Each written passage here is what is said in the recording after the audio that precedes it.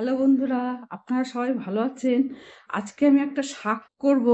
এইটা হচ্ছে পিয়াজ শাক। এই যে এক গোছা পিয়াজ শাক দিয়েছি, আর এইটা হচ্ছে বেতো শাক।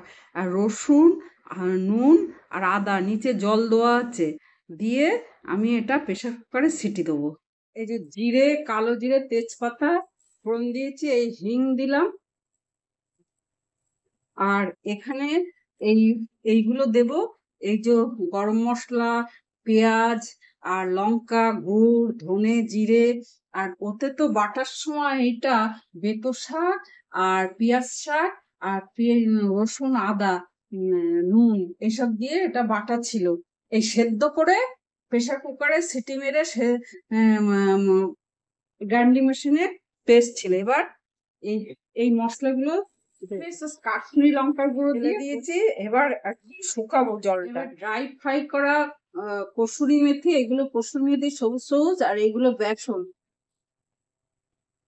দিয়ে দিলাম, ধনে পাতা দিলাম। এবার আরেকটু নেড়ে আরেকটু শুকিয়ে নাবিয়ে দেবো। অনেকে নাবিয়ে ঘি কিংবা বাটারে ফোড়ন দেয় আর একটা, যেটাকে নর্থ ইন্ডিয়া। পেঁয়াজ শাকের রেসিপি তৈরি হয়ে গেছে। এটা হচ্ছে আমের আচার আর লঙ্কা।